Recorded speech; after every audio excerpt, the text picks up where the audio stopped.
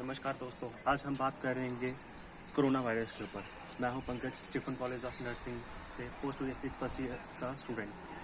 बात करते हैं कोविड-19 जिसे हम कोरोना वायरस भी कहते हैं। कोरोना वायरस, सबसे पहले हम इसकी डिफाइन देख लेते हैं। डिफाइन में क्या है? कोरोना वायरस की डिफाइन में है, ये एक ऐसा वायरस है जो कि इन ह्यूमंस को जो है वो टिपिकली इफेक्ट करता है उनके अपर रेस्पिरेटरी ट्रैक को। ये एक नोवल वायरस है जो डिस्कवर हुआ था दिसंबर 2019 में। इसका फर्स्ट केस जो है चाइना की वुहान सिटी में, जो कि एक ओपन मार्केट है मीट की, वहाँ पे इसका जो फर्स्ट केस है वो पाया गया था। उसके बाद ये बीमारी जो है ये पूरे वर्ल्ड वाइड फैलना शुरू हो गई। WHO ने, जो कि वर्ल्ड हेल्थ ऑर्गेनाइजेशन है, इस WHO ने कोविड-19 को एक पैंडेमिक यानी कि एक महामारी घोषित किया था जनवरी 2020 में। अब हम बात करते हैं टाइप्स क्या हैं कोरोना वायरस के। टाइप्स मेनली इसके दो हैं। पहला है MERS-CoV और सेकंड है SARS। MERS-CoV क्या है? ये बीटा कोरोना वायरस है जो कि कॉज करता है मिडिल ईस्ट रेस्पिरेटरी सिंड्रोम को, और SARS जो है सीवियर एक्यूट रेस्पिरेटरी सिंड्रोम है। कॉजेज क्या हैं कोरोना वायरस के? कोरोना वायरस के जो है ये एक जूनोटिक है। जूनोटिक मतलब कि ये पहले जानवरों में पैदा होता है और जानवरों से फिर ये जो है धीरे धीरे इंसानों में जो है फैलना शुरू होता है। अब जानवरों से इंसान में डायरेक्टली तो आएगा नहीं, इसके लिए इंसान का जानवर के साथ डायरेक्ट कॉन्टैक्ट होना ज़्यादा ज़रूरी है। जैसे कि इंसान उस जानवर को खाता है या उस जानवर के साथ रहता है, उसको फीड करता है, उसके टच में आता है, इस तरीके से। रिसर्चेस ये बताती है कि जो कोरोना वायरस जो है ये सबसे पहले चमगादड़ यानी कि बैट्स में जो है वो पाया गया था, और बैट से फिर ये अदर जानवरों में पाया गया, और फिर धीरे धीरे जो है वो ह्यूमंस में जो है वो पैदा हुआ। और ह्यूमन टू ह्यूमन इसकी ट्रांसमिशन कैसे होती है? ये ह्यूमन टू ह्यूमन जो है by direct contact droplet method से जो है ये ट्रांसमिट होती है। स्प्रेड कैसे होता है कोरोना वायरस का? इसमें हम देखते हैं वायरस जो है ये स्प्रेड होते हैं थ्रू ड्रॉपलेट्स। ड्रॉपलेट्स मैंने कि जैसे कि हम छींकते हैं, खांसते हैं, तो हमारे मुंह से, नाक से जो छोटे छोटे तिनके जो हैं ये हवा में फ्रीली सस्पेंड हो जाते हैं। आगे कोई अदर पर्सन जब उसके कॉन्टैक्ट में आता है तो कोरोना वायरस जो है वो पर्सन जो है कोरोना वायरस की चपेट में आ जाता है। इंक्यूबेशन पीरियड क्या होता है? मेनली क्या होता है कि जैसे कोरोना वायरस किसी पेशेंट में एंटर हो जाता है तो ये 1 से लेके 14 डेज के अंदर अपना जो है वो इंक्यूबेशन पीरियड अपना पूरा कर लेता है। मेनली 5वें दिन के अराउंड ये जो है अपना इंक्यूबेशन पीरियड जो है वो पूरा कर लेता है। साइलेंट सिम्टम क्या रहते हैं इसमें? साइलेंट सिम्टम यानी कि इसमें लक्षण क्या हैं जो हमें दिखेंगे? सबसे पहले आदमी को बुखार होगा, खांसी होगी, सांस लेने में दिक्कत होगी, या फिर उसके होंठ या फेस जो है वो ब्लू कलर का हो जाएगा। परसिस्टेंट पेन रहेगी उसकी चेस्ट में, या फिर चेस्ट में जो है तनाव जैसा महसूस होता रहेगा। मोर सीरियस केसेस जो हैं कोरोना वायरस के, उसमें क्या देखा जाता है कि उसमें पेशेंट को रेस्पिरेटरी सिंड्रोम्स होते हैं या फिर निमोनिया जो है वो देखा जाता है, और ये जो है 2 से लेकर 14 दिन के बीच में सिम्टम जो है इसके अपीयर होना शुरू हो जाते हैं। डायग्नोसिस किस तरीके से किया जाता है कोरोना वायरस का? तो डायग्नोस जो करने के लिए है इसका कोई खास प्रोसीजर तो नहीं है। जैसे अदर वायरसेस को डायग्नोस करते हैं वैसे ही इसको भी डायग्नोस किया जाता है। मेनली इसमें हम लोग क्या करते हैं, कॉटन स्वैब एक नॉस्ट्रिल से लेते हैं और उसका कल्चर करके तो इसका डायग्नोस करते हैं। बाकी वही ब्लड कल्चर करेंगे, सैलिवा टेस्ट करेंगे, या फिर कोई टिश्यू सैंपल लेंगे और उसका टेस्ट करके इसका डायग्नोस जो है वो करते हैं। अब देखते हैं कि पेशेंट कौन से ऐसे लोग हैं जो हाई रिस्क हैं, जिनको ये बीमारी वो जल्दी पकड़ सकती है।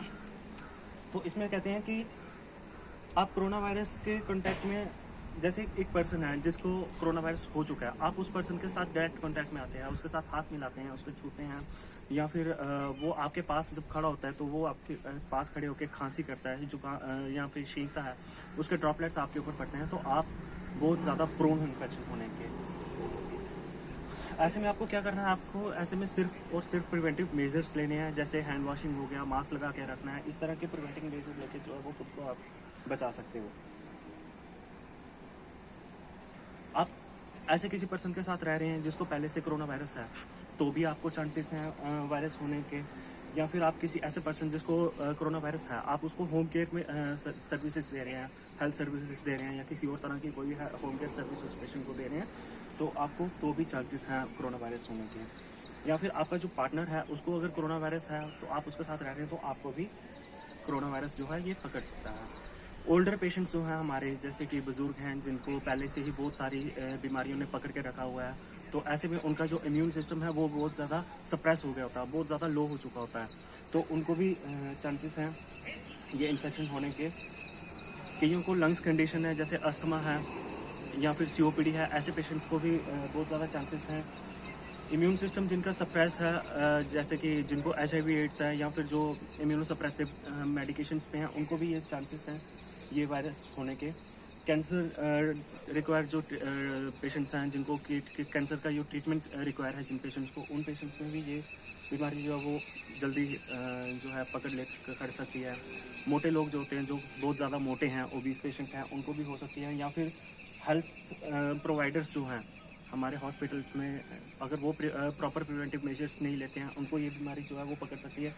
या फिर प्रेग्नेंट वुमेन्स जो हैं उनको भी ये बीमारी जो है वो पकड़ सकती है। ट्रीटमेंट की बात करें इसके, तो ट्रीटमेंट फ़िलहाल इसका कोई स्पेसिफिक ट्रीटमेंट जो है वो अवेलेबल नहीं है। फिर भी कुछ ऐसी मेडिकेशंस हैं जो इसके इलाज में जो है वो असरदार साबित हो रही हैं, जैसे कि मलेरिया की मेडिसिन थी, या फिर एड्स की जो HIV की रेट्रोवायरल थेरेपी थी, वो इसमें जो है वो असरदार हो रही है।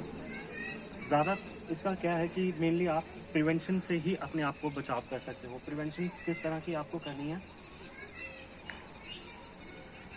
प्रिवेंशन से पहले हम देख लेते हैं कि अदर्स जो है इसमें कॉम्प्लिकेशंस क्या आ रही हैं। अदर्स इसमें ये है कि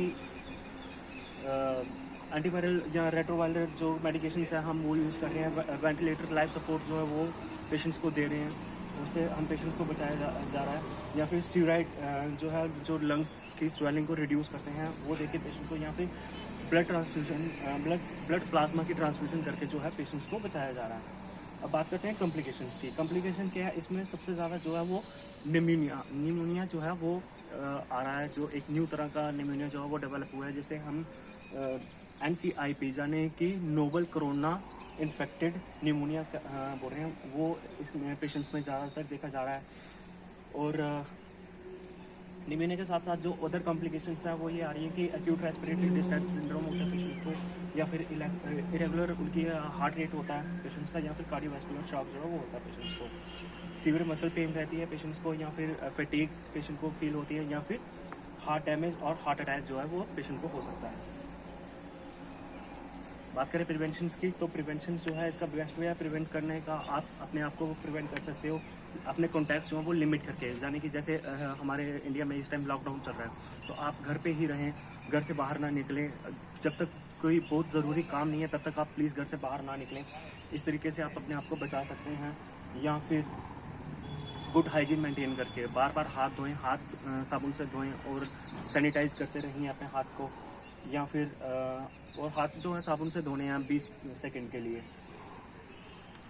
अपने फेस, आइज़ या नोज़ को बिल्कुल भी टच ना करें जब आपके हाथ गंदे हों तब। या फिर अगर आप बीमार हो तो आप बिल्कुल भी घर से बाहर ना निकलें। आपको कोई भी कफ है, फ्लू है या फिर खांसी जैसे कुछ भी आपको सिम्टम है तो आप प्लीज़ घर पे ही रहिए, आप घर से बाहर ना निकलिए। ऐसे आप अपने आप को बचा सकते हैं। एक पर्सन जिसको इन्फेक्शन है, आप उससे 6 फीट की दूरी यानी कि 2 मीटर की दूरी बनाए रखिए। सिर्फ इन्फेक्टेड पर्सन से ही नहीं, आप हर एक पर्सन से 6 फीट की जो है दूरी जो है ये बनाए रखें। अपने फेस को टिश्यू से, हैंकी से या फिर मास्क से कवर करके रखें। और आपके ऑब्जेक्ट्स जो भी आप यूज़ कर रहे हैं, जैसे कि लैपटॉप हो गया, फ़ोन हो गया, कोई डोर के नॉब्स हैं या और भी जो भी ऑब्जेक्ट्स हैं जिनको आप डेली टच कर रहे हैं, आप उनको डिसइंफेक्टेंट से रेगुलर डिसइंफेक्ट करते रहिए।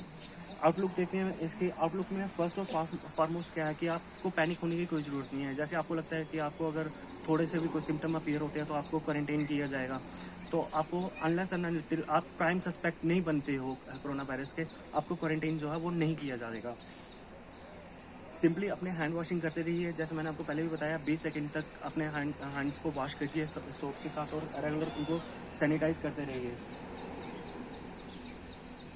कोरोना वायरस जो है स्केरी तो बहुत दिखता है, जैसे हम न्यूज़ में ऑफनली देखते हैं कि इतने केसेस हो गए, इतनी डेथ्स हो गई, तो ये बहुत ज़्यादा भयंकर जैसा दिखता है हमें। तो ऐसे में भी हमें पैनिक होने की ज़रूरत नहीं है, अपने आप को शांत रखें। और अगर आपको मतलब कि डायग्नोस होता भी है पॉजिटिव आपका, तो आप अपने डॉक्टर से सलाह लीजिए और जो भी वो एडवाइस करते हैं उसको फॉलो कीजिए। आशा करता हूँ आपको इससे इनफ नॉलेज जो है वो मिल गई होगी। Thanks for watching. Vande Mataram.